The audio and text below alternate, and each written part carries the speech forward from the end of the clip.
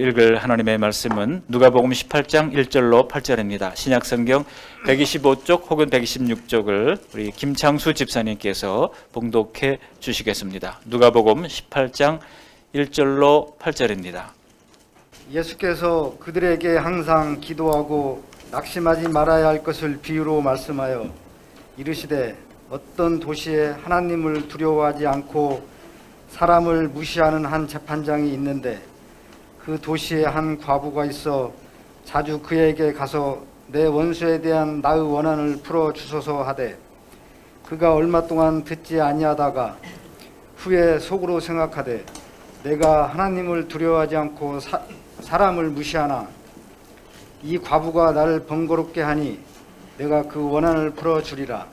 그렇지 않으면 늘 와서 나를 괴롭게 하리라 하였느니라. 주께서 또 이르시되 불의한 재판장이 말한 것을 들으라. 하물며 하나님께서 그 밤낮 부르짖는 택하신 자들의 원한을 풀어주지 아니하시겠느냐. 그들에게 오래 참으시겠느냐. 내가 너희에게 이르노니 속히 그 원한을 풀어주시리라. 그러나 인자가 올 때에 세상에서 믿음을 보겠느냐 하시니라. 아멘. 오늘 주실 말씀은 불의한 재판장의 비유라고 하는 제목입니다. 말씀으로 함께 풍성한 은혜를 누리게 되시기를 바라겠습니다. 우리 옆 사람하고 한번 인사하실까요? 반갑습니다. 잘 오셨습니다. 환영합니다. 인사하시겠습니다. 오랜만에 오신 우리 성도님들도 계시고 또 다니러 오신 분들도 있습니다. 감사합니다. 또 못 오신 분들도 많은데요. 영상으로 다 예배하고 계신 줄 믿습니다. 비대면으로 예배하시는 분들도 어디에 있든지 하나님 보시기에 합당한 예배자의 자세로 예배하시기를 바라겠습니다. 지난 한 주간도 세상 속에서 성도의 삶을 사시느라 참 수고 많으셨습니다. 그죠? 우리가 믿지 않는 사람들과는 다르잖아요. 믿는 사람으로서 우리가 해야 할 책임을 감당하려고 하다 보면 에너지가 훨씬 더 많이 들어갑니다. 우리 옆 사람에게 다시 한번 인사하실까요? 수고 참 많이 하셨습니다. 시작. 수고 참 많이 하셨습니다. 감사합니다. 생각해 보면은요, 우리가 참 그런 것 같아요. 믿음이 만족스럽다 싶게 제대로 살지도 못하면서 또 그렇다고 안 믿는 사람들처럼 대놓고 놀고 쉬고 하지도 못하잖아요. 그런 게 우리의 모습 아닌가 생각합니다.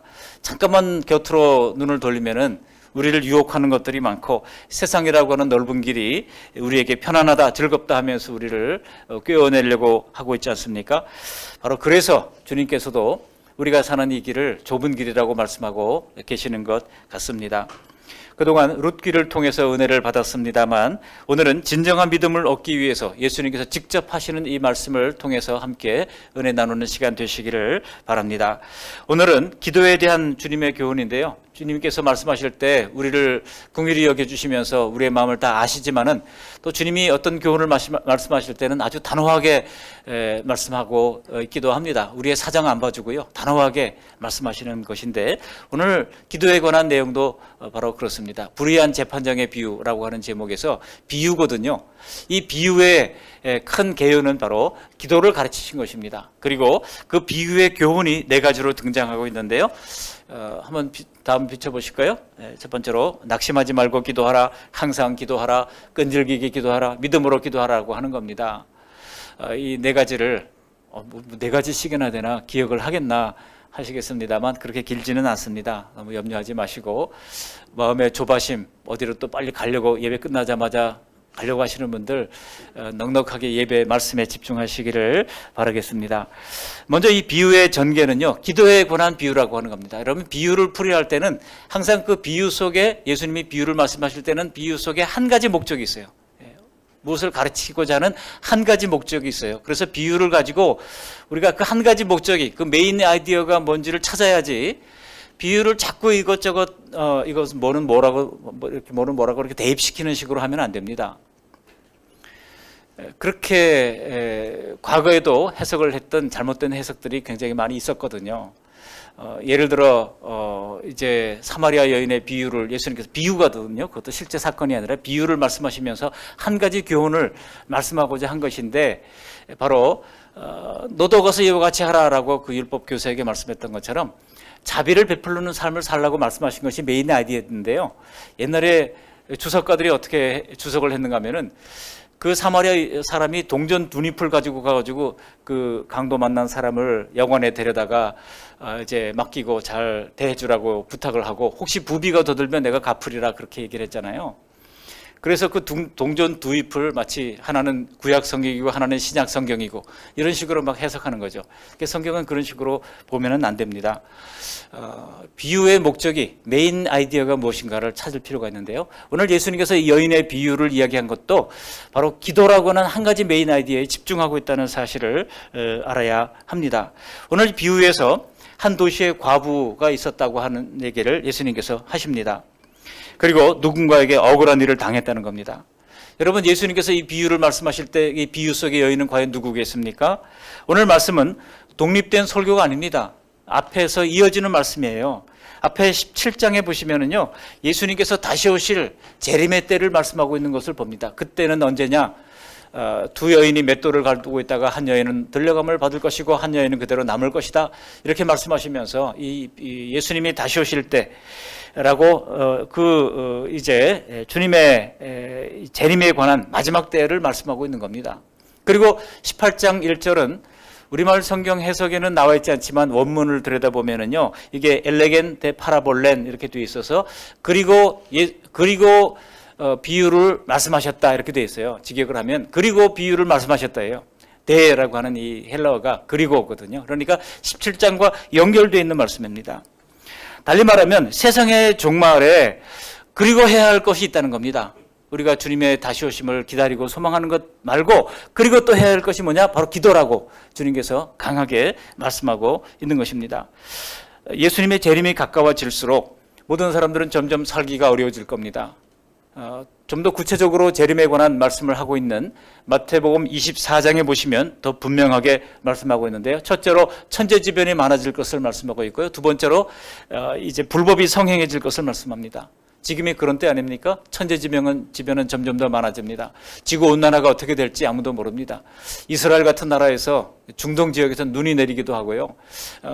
또 남극 또 북극 빙하가 지금 녹아내리고 있는 가운데 있습니다.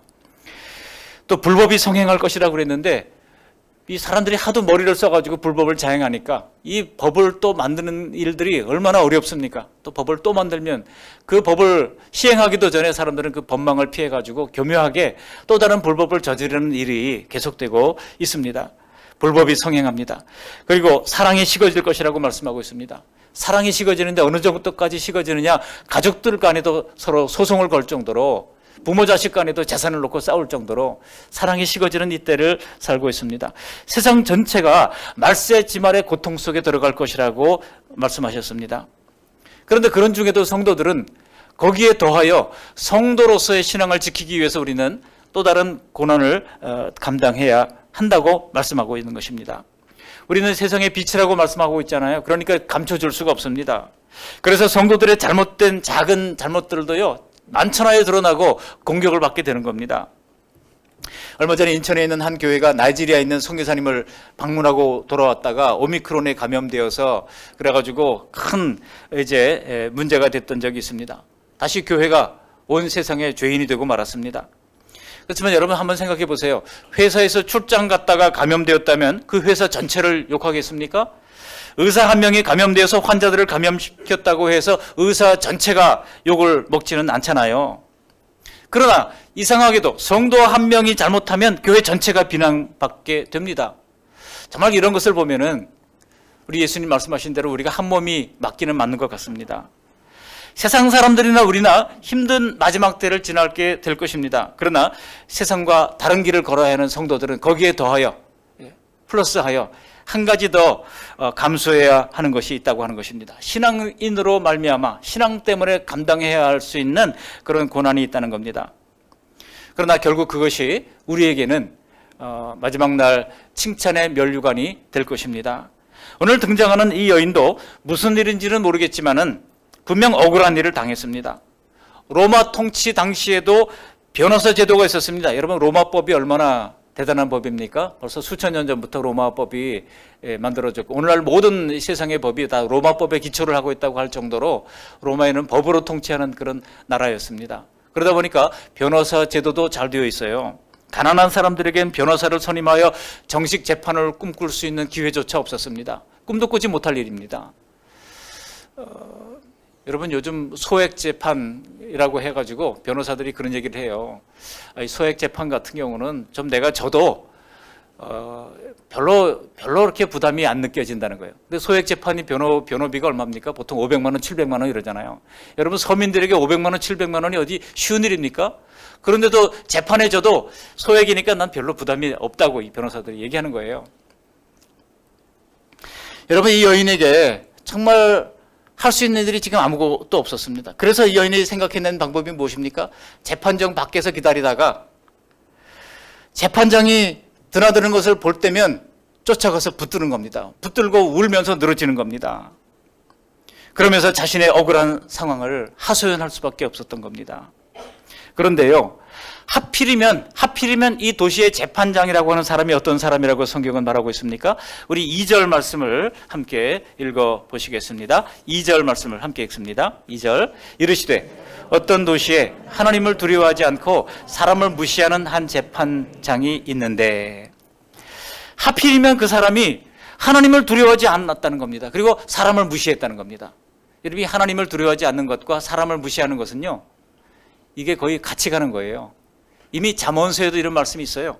한번 읽어보실까요? 잠언서 17장 5절입니다. 함께 읽습니다. 가난한 자를 조롱하는 자는 그를 지으신 주를 멸시하는 자요, 사람의 재앙을 기뻐하는 자는 형벌을 면하지 못할지 아니라. 가난한 자를 조롱하는 사람, 동남아시아 근로자들이라고 함부로 대하고 조롱한다면 그것은 어떻게 됩니까? 그를 지으신 주를 멸시하는 자라는 겁니다. 또 재앙을 당한 사람을 기뻐하는 사람은 형벌을 면치 못할 자라고 얘기합니다. 아무리 우리가 일본을 미워한다 할지라도 일본의 재앙을 만나면, 지진이 만나고 사람들이 쓰나미를 만나서 어려움을 당하면 우리가 그래도 사랑을 베푸는 것이 맞지, 그게 기독교인으로 우리가 해야 할 일이지, 거기에 대고 좀 더 큰 것이 와야 된다, 더 큰 것이 와야 된다, 진도 7로는 약해, 이런 식으로 댓글을 달면 어떻게 되겠습니까? 이거는요 저주를 하는 거잖아요. 우리 그리스도인들은 그래서는 안 됩니다. 원수도 사랑하라고 우리 주님께서 하신 말씀을 기억해야 합니다. 우리가, 여러분 일본에서도 소수의 그리스도인들은요 우리 한국의 크리스찬들하고는 비교도 안 될 정도의 정말 희생적인 사랑으로 예수님의 십자가를 사랑하는 사람들입니다. 이미 200년 전에 또 400년 전에 예수 그리스도를 믿는다고 하는 이유 때문에 수많은 사람들이 순교의 제물로 피를 흘렸던 역사가 있는 일본 기독교의 역사가 있습니다. 후미에라고 해가지고, 여러분 들어보셨어요? 후미에, 그림 밟기라고 하는 뜻인데요. 예수님의 사진을, 예배당에 들어가가지고 예수님의 사진을 떼서 복도에 놓고 그 위로 침을 뱉고 걸어가라고 그런 겁니다. 거기에 예수님이 나를 위해서 십자가에 죽으셨는데 내가 어떻게 그렇게 할 수 있겠습니까? 했던 사람들은 전부 다 순교의 제물이 되고 말았습니다. 여러분 이런 일본의 기독교의 역사가 있습니다. 일본의 크리스찬들을 여러분 혹시 만나거든 나보다 훨씬 믿음이 좋은 사람이라고 그렇게 생각하셔야 돼요. 물론 그들이 너무나 적기 때문에 지금 문제가 되는 것인데, 여러분 어느 나라이든지 정말 우리가 미워하는 나라를 할지라도 거기에 재앙이 있었을 때 우리가 긍휼을 가지고 거기에 관심을 가지고 국가적으로라도 우리가 돕고 협력하는 것이 반드시 필요한 것입니다. 왜냐하면 성경이 말씀하고 있잖아요. 사람의 재앙을 기뻐하는 자는 형벌을 면치 못한다고 말씀하고 있는 것입니다.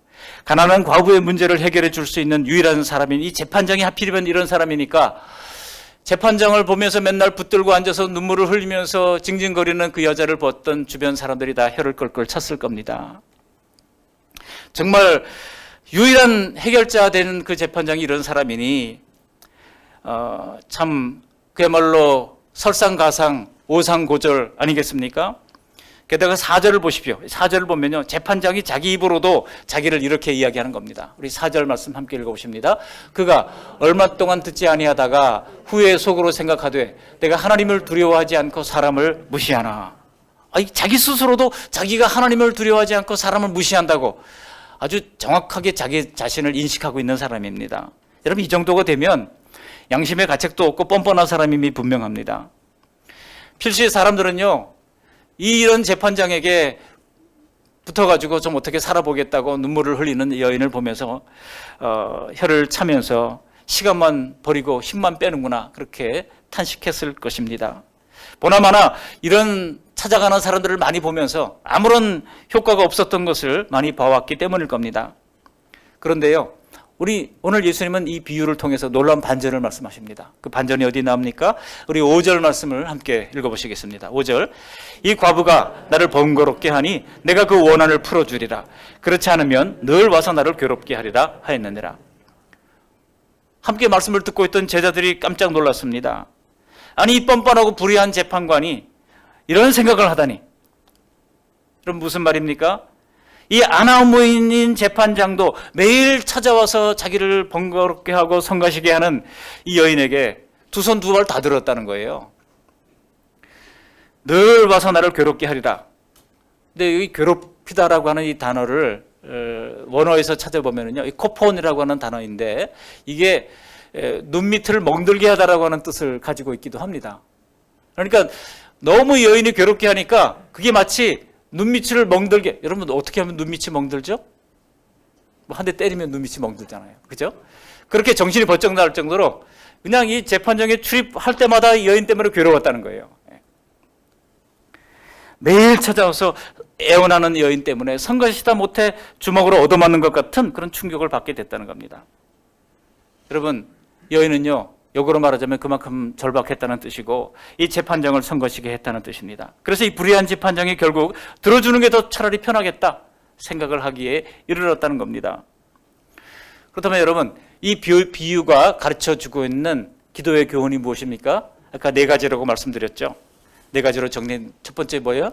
낙심하지 말고 기도하라. 두 번째, 항상 기도하라. 세 번째, 끈질기게 기도하라. 그리고 마지막으로 믿음으로 기도하라입니다. 근데 이 첫 번째가 세 번째가 좀 비슷한 것 같기도 해요. 그죠? 첫 번째가 낙심 말고 기도하라. 세 번째가 끈질기게 기도하라. 실제로 영어 성경을 보시면 이 낙심하지 말고라고 하는 1절의 말씀이 이제 give up, not give up이라고 되어 있어요. pray always, not give up이라고 되어 있거든요. 그러니까 뭐 포기하지 말고 기도하는 것하고 끈질기게 기도하는 것하고 좀 같은 것 같잖아요. 좀 다릅니다. 왜 다른지는 세 번째 제가 말씀드릴게요. 먼저 이 기도하는데 낙심 말고 기도하라는 것입니다. 우리 1절 말씀을 다시 한번 함께 읽어보시겠습니다. 예수께서 그들에게 항상 기도하고 낙심하지 말아야 할 것을 비유로 말씀하여. 성경에는요, 기도에 관한 내용들이 너무나 많습니다. 정말 기도에 관한 내용들을 다 모아보면 일주일 동안 세미나를 해도 다 다루지 못할 만큼 많은 내용을, 많은 지면을 할애하고 있기도 합니다. 성령 안에서 기도하라고 말씀하셨고, 아버지의 뜻대로 기도하라고 하셨고, 골방에서 기도하라고 하셨고, 병낫기를 위해서 서로 기도하라고 하셨고, 원수를 위해서 기도하라고 하셨습니다. 또 중언부언하지 말고 기도하라고 하셨고, 많은 지면이 기도에 관해서 가르치고 있습니다. 오늘 강조하시는 것은 그 중에서도 항상 기도하되 낙심하지 말고 기도하라는 겁니다. 오늘 말씀 안에는 이미 몇 가지 단서들이 담겨져 있습니다. 여기 억울한 여인을 등장시킨 이유가 무엇일까요? 우리의 인생 또한 때로는 억울할 때가 있다는 겁니다. 우리 다희 형제, 우리 중학교 3학년 올라가니 2학년 올라가니? 중학교 2학년 올라가는데 학교에서 억울한 일을 당할 때 있어요, 없어요? 있어요. 이때죠. 그죠? 학생들도 억울한 일을 당할 때 있어요. 아이들 보면 다 억울한 일이 있어요. 부모님들도 여기 보면 억울한 일이 있어요, 없어요? 다 있대요. 억울한 일 없는 사람 없습니다. 다 억울한 일이 다 있습니다. 우리 인생도 내 힘으로 해결하지 못할 그런 난관을 만날 것이라고 하는 이 그림자를 주님께서 바로 이 비유를 통해서 이야기하고 있는 겁니다.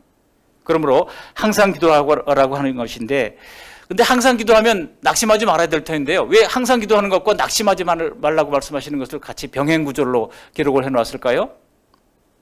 여러분, 기도와 낙심이 같이 올 수 있습니까?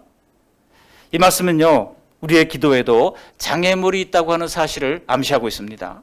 왜냐하면 늘 기도가 저절로 되지 않는 데다가 기도를 한다고 해도 즉시 응답되지 않는 경우도 많기 때문입니다. 그래서 낙심할 가능성도 언제든지 있다는 겁니다. 대부분 신자들이 기도하기가 힘들어서 못합니다. 또 그렇게 열심히 기도한다고 해도 기도가 즉각 효력을 발휘하지 못할 때도 있습니다. 그럴 때 우리는 낙심합니다. 만일 하나님이 우리가 조금만 기도해도 척척 응답해 주신다고 하면 기도 안 한 사람이 누가 있겠습니까? 좀 크게 써가지고 50번만 기도하면 다 들어준다 그러면 50번 기도 안 할 사람이 누가 있겠습니까? 제가 전에 섬기던 교회에서요, 어떤 분이 매일 새벽마다 강단에다가 헌금을 하면서 1,000번 기도하면서 첫 번째, 두 번째 해가지고 나중에 127번째, 359번째 하다가 1,000번까지 다 채우시더라고요. 매일 새벽마다 그렇게 1,000번을 다 채우고 그렇게 기도하는 분이 있어요. 그래서 제가 참 존경한다. 내가 평신도로도 저렇게 하기 힘들었을 것 같다, 그런 생각을 했어요. 여러분, 만약 우리가 그렇게 기도해서 하나님께서 정말 우리의 기도를 다 들어주신다고 하면 우리가 1,000번 기도로도 그렇게 할 겁니다. 그런데요, 기도를 해도 이제 응답이 되고 있는지 감감무소식일 때 우리는 기도하다가 낙심하게 되는 겁니다. 그러다 보면 기도가 흐지부지 되어버리고요. 그리고 기도에 힘을 잃게 되고, 기도하다가 우리는 이제 희미해져 가게 되는 자신을 발견하게 될 겁니다. 그래서 이 불의한 재판장에게도 4절 전번절에 보면 이랬잖아요. 그가 얼마 동안 듣지 아니하다가 그랬잖아요. 예수님 비유를 통해서요, 얼마 동안 듣지 않는 하나님의 모습을 보여주고 계신 것입니다. 얼마 동안 저는 듣지 아니하다가. 기도 응답까지는요, 때로는 하나님의 정확한 때, in his time이라고 그랬잖아요. 하나님의 시간에 맞추기 위하여 우리로서는 굉장히 상당한 시간이 흐를 수도 있다고 하는 사실을 미리 밝혀놓으신 겁니다. 물론 8절에도 보면은 속히 그 원한을, 8절에는 속히 그 원한을 풀어주시리라 그랬잖아요. 근데 그 속히라고 하는 말이 우리가 빨리라고 하는 말로 해석하기보다는 이 속히라고 하는 말도 타케이라고 하는 단어가 사용되었는데요. 이게 어느 날 갑자기 이런 뜻을 가지고 있기도 해요. 어느 날 갑자기. 여러분, 아무 소식이 없다가 어느 순간 갑자기라고 하는 뜻이 바로 이 타케이라고 하는 이제 뜻이기도 합니다.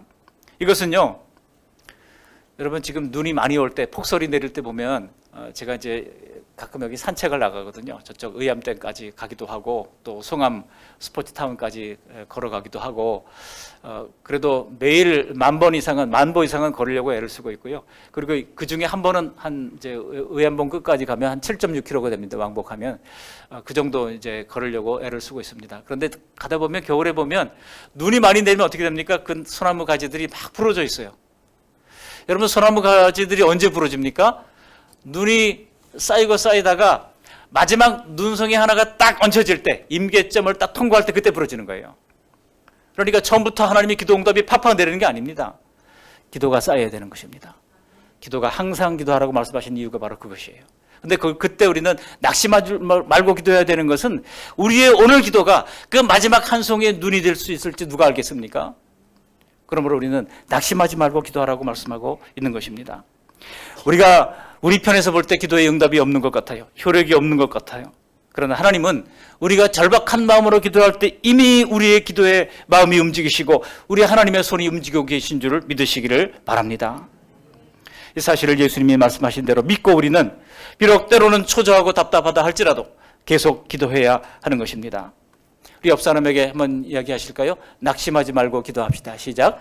낙심하지 말고 기도합시다. 저희 형님이 두 분이 계신데요. 바로 위 형님이 제가 자주 말씀을 드려서 여러분 다 아실 겁니다. 한 5년 됐나 봐요. 5년 전에 119 대원하고 탁구를 치시다가 갑자기 뇌동맥이 파열됐어요. 그래서 이제 쓰러졌어요. 119 대원하고 탁구를 쳤을 그러다가 이제 망정이지 아니면 벌써 천국에 가셨을 것 같아요. 아주 발빠르게 이제 움직이셔가지고 그분이 도움을 받고 응급 수술을 하고요. 살아났습니다. 근데 이제 병원에 입원해 있는 것을 이제 중환자실에서 시간 맞게 면회를 제가 들어가가지고 형수님한테 저 섬기는 교회 목사님한테 말씀을 했습니까? 그러니까 아직 안 했다는 거예요. 지금 당장 하세요. 지금 당장 기도 부탁하세요. 그래가지고 그 자리에서 직접 바로 전화를 하고 그날부터 그 교회에서 새벽기도 그 교회는 한 150명씩 새벽기도 나오거든요. 은평구 불광동에 있는 은광교회인데요. 통합적 교회입니다만. 그래서 이제 그 교회에서 매일같이 엄기정 집사를 위해서 기도하는 거예요. 저희 형수님도 눈물로 기도하고 저는 이제 일주일에 한 번씩 가서 형님을 봤는데요. 원래는 그 뇌동맥 파열 되면은요, 정맥 파열이 아닙니다. 뇌동맥 파열은 그 자리에서 한 80%는 그냥 다 죽습니다. 근데 다행히도 정말 하나님의 은혜 가운데서 다 살아나시고 정상적으로 회복되고 운전도 하고 다니시고 아버님 벌초도 하고 지금 그런 가운데 있습니다. 근데 그리고 나서 형님이 이 합심기도의 위력을 깨닫게 된 거예요. 그래가지고 매일 새벽을 깨워서 함께 예배하면서 이제 은혜를 누리고 있습니다. 그러다 보니까 새벽 기도를 5년간 빠지지 않고 꼬박꼬박 하니까요. 지난해 12월 달에 안수 집사가 됐다고 연락을 해왔어요. 코로나 때문에 알리지도 못했다고 그렇게 얘기를 하는 것을 들었습니다. 여러분, 하나님께서는요, 기도할 때 응답해 주십니다. 낙심하지 말고 기도하셔야 돼요. 저는 그런 기도의 간증들을 많이 가지고 있습니다. 저희 식구들 가운데도 있고 또 우리 동료들한테도 있고 저한테도 있습니다. 다 말씀드릴 수 없습니다만 낙심하지 말고 기도하는 우리 모두가 되시기를 바랍니다. 두 번째로는요, 항상 기도하라는 거예요. 우리 1절 말씀에 제일 첫 번째 주어진 일이 바로 기도하라고 하는 것인데, 항상 기도하고 그랬잖아요. 영어 성경에도 should always pray라고 되어 있어요. should가 들어갔습니다. should라고 하는 것은, 여기 영어 선생님 계시잖아요. 우리 should가 무슨 뜻이죠? 해야만 한다는 겁니다. 해야만 한다는 거. 반드시 해야만 하는 것을 should라고 얘기하고 있어요. 반드시 기도해야 되는데 어떻게 기도하라고 말씀하고 있습니까? always. 항상 기도하라고, 항상 기도해야만 한다고 말씀하고 있는 겁니다. 예수님께서 항상 기도하라고 하신 것은요, 오늘처럼 큰 문제가 있을 때만 기도하라고 하는 뜻이 아닙니다. 기도가 언제나 하나님과의 소통의 창구가 되도록 하라는 뜻입니다. 이런 기도가 능력 있는 것은요, 어떤 문제는 하나님과 상의할 만큼 어떤 문제이든지 잘 우리가 훈련되어 있다는 뜻입니다. 우리가 항상 조심할 것은, 우리가 기도한다고 해서, 1000번 기도한다고 해서 하나님이 들어주시는 게 아니에요. 능력은 다 어디에 있습니까? 우리의 기도에 있는 것이 아니라 능력은 다 하나님께 있는 거예요. 능력은 하나님께 있기 때문에 우리는 하나님께 페티션을 할 수밖에 없는 겁니다. 호소할 수밖에 없는 겁니다. 그러나 기도가 훈련되면 나 자신이 그렇게 세심하게 기도하면서 나아갈 때마다 세상에 대해서 담대한 마음을 가지게 되는 겁니다. 두려움을 이기게 되는 겁니다. 태산 같은 문제도 동산처럼 작게 보이는 것입니다. 최근요, 범죄 현장에서 경찰들이 대응하는 것이 도마에 올랐잖아요. 경찰들이 테이저건을 잘 사용하지 못한다는 거예요. 오히려 그 범죄자들한테 얻어맞고 막 터지고 막 이런 사람들이 막 생깁니다. 근데 왜 그런가 저도 좀 관심을 가지고 들여다봤더니 1년에 그 테이저건을 연습하는 그게 한 번밖에 없대요. 자주 좀 해야 이게 자유자재로.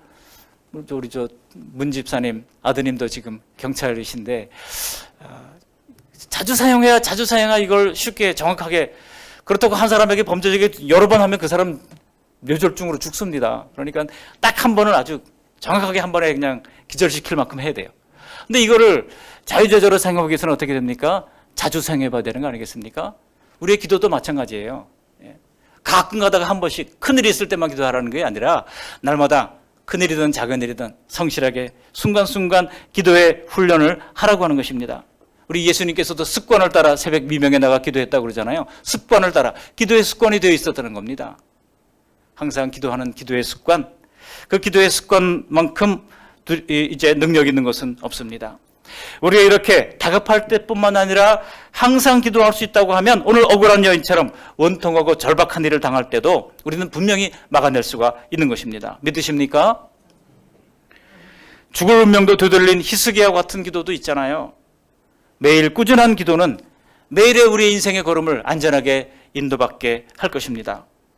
여러분, 우리가 직장에 나갈 때도 기도하고 맞이하는 일터와 기도하지 않고 헐레벌떡 달려가서 하는 일터는 다릅니다. 되게 큰 문제가 처음부터 큰 문제로 있었던 것은 아닙니다. 작은 문제가 큰 문제로 발전하는 것이죠. 그것이 무엇이든 무언가 먹고 살기 위해 누군가 손을 잡고 한동안 함께 일을 했을 것입니다. 이 여인도 우리들이 환경의 덫에 빠질 때는요, 처음부터 이게 간격이 그렇게 벌어져 있는 것이 아니에요. 처음에는 작은 문제로 출발합니다.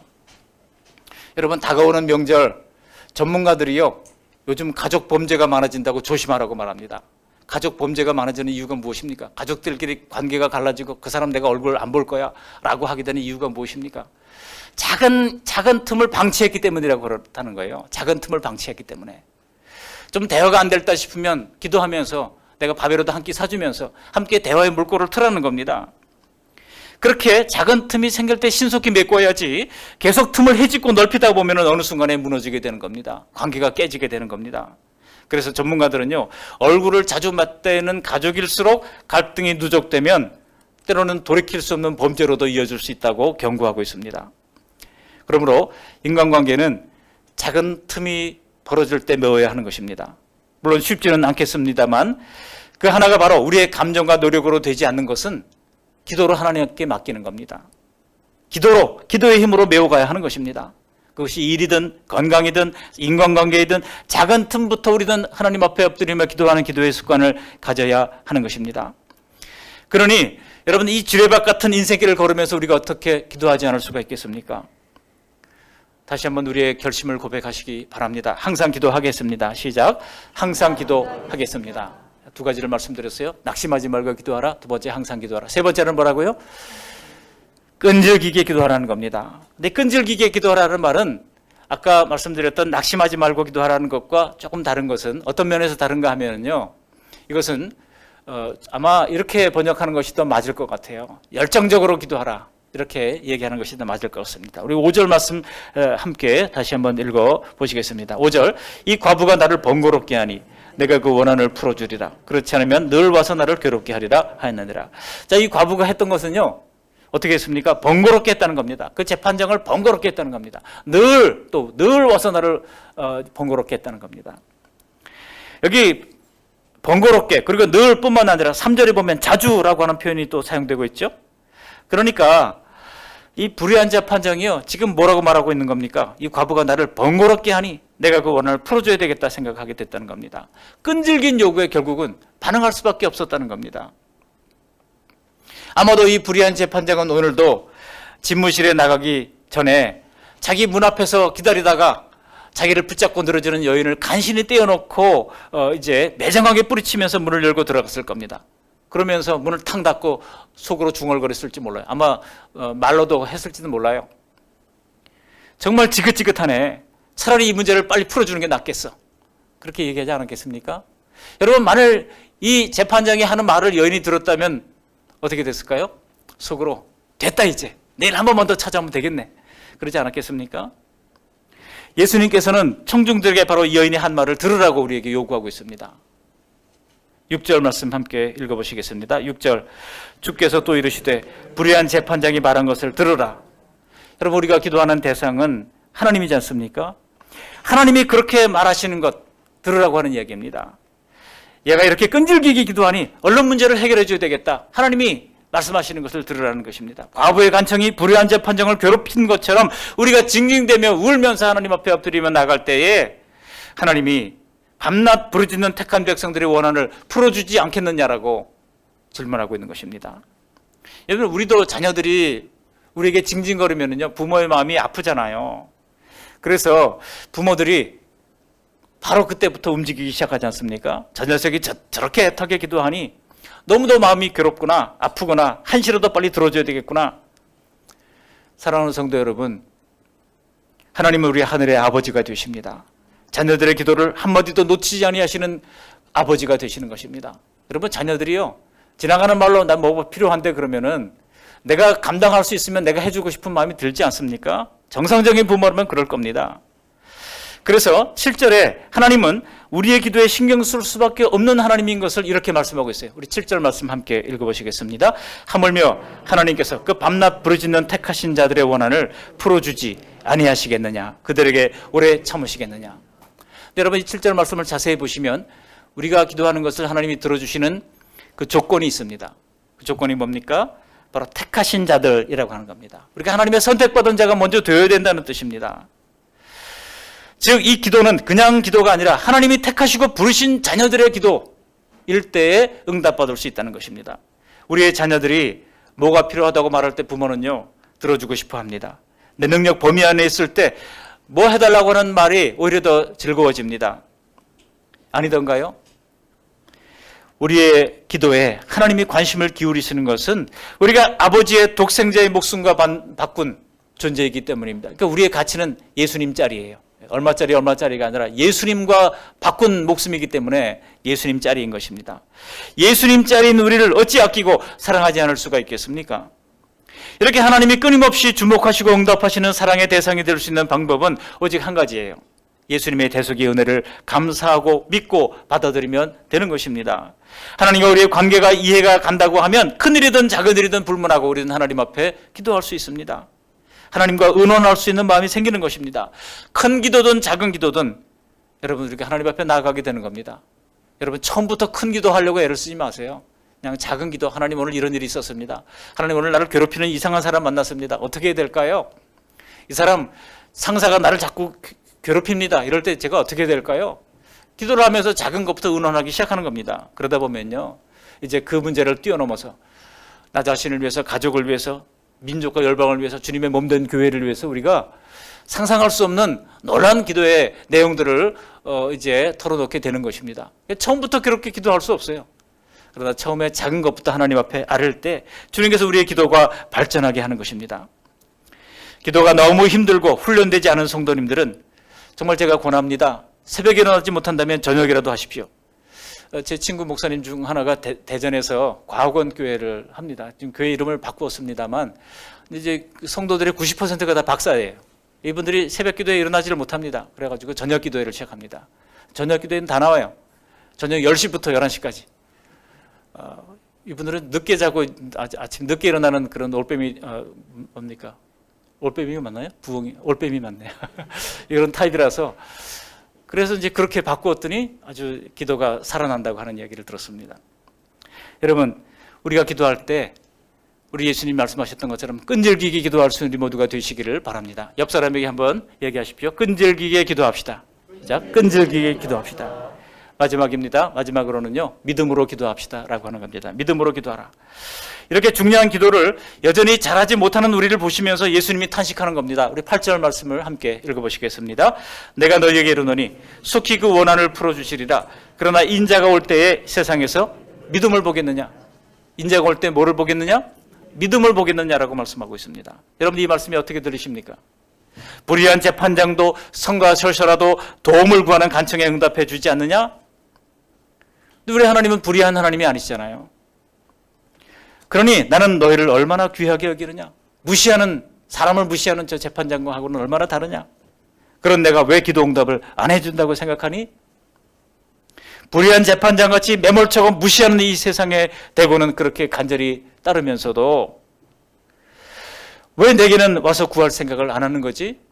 주님께서 우리에게 질문하는 것으로 들리지 않습니까? 예수님은 마지막 때가 가까울수록 우리가 하나님 앞에 나아갈 때 그런 믿음을 가지고 끈질기게 인노하며 기도하는 사람을 요구하십니다. 근데 여러분, 말세가 되면요, 이런 사람들이 줄어들 것이라고 진단하고 있습니다. 결국 교회도 세속화되고, 마태복음 24장에 보시면은요, 이미 예언을 하셨잖아요. 지구 역사의 종말이 올 때 사람들이 사랑에 식어지고 기도의 열기가 줄어들고 성도들이 하나님을 구하는 것이 줄어들고. 여러분, 그럴 때 주님이 어느 날 갑자기 도적처럼 다시 오신다고 말씀하고 있는 겁니다. 근데 정반대로 교회가 만일 뜨겁게 성장하고 있고 성도들이 하나님을 구하고 있고 부르짖는 기도의 열기가 있는 그런 교회라고 하면 그 기도 소리에 하나님께서 기뻐하시면서 들어주시고 응답하시면서 하나님께서는 그 때를 늦추신다고 말씀하고 있는 겁니다.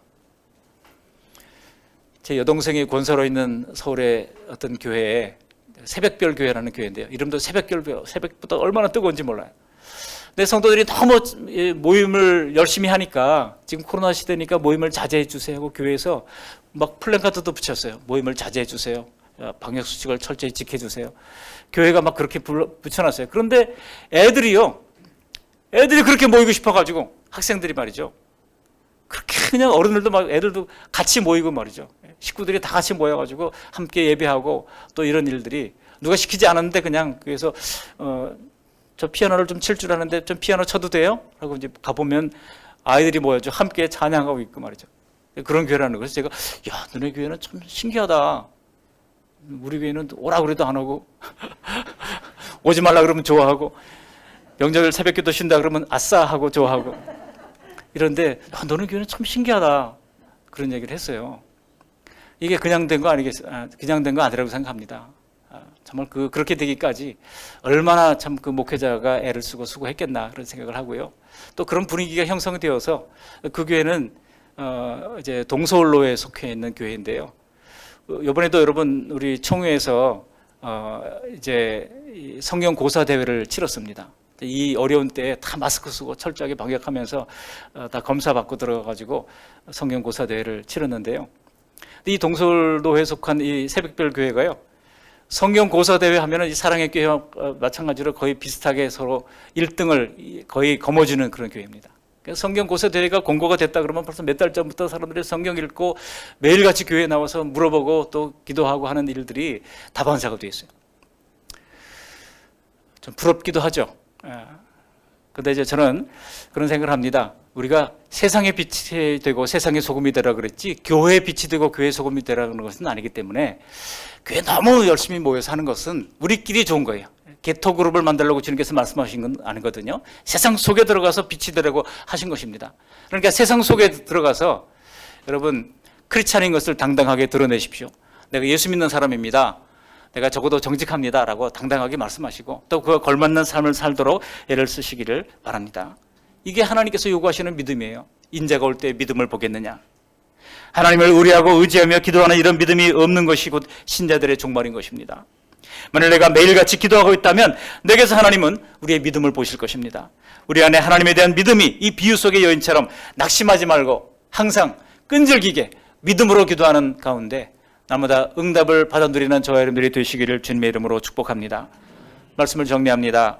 예수님은 하나님께 가는 길을 열어주시기 위해 고통스럽게 자신의 모든 것을 우리의 행복을 위해서 내어주셨습니다. 그럼에도 불구하고 우리는 단 몇십 분만도 하나님 앞에 나가지 않습니다. 그러나 다시 모든 문제들을 하나님 아버지 앞에 가지고 나가 끈질기게 기도하는 우리 모두가 되시기를 바랍니다. 룻기에서 나오미가 했던 말이 기억납니다. 룻기 3장 18절 하반절에 보면 이렇게 말씀하고 있죠. 같이 한번 읽어보십니다. 그 사람이 오늘날 이 일을 성취하기 전에는 쉬지 아니하리라.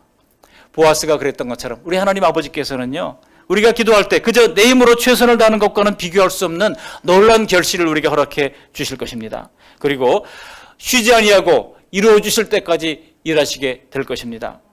그러므로 이 여인처럼 우리도 낙심하지 말고 항상 끈질기게 믿음으로 기도하는 우리 모두가 되시기를 주님의 이름으로 축원합니다.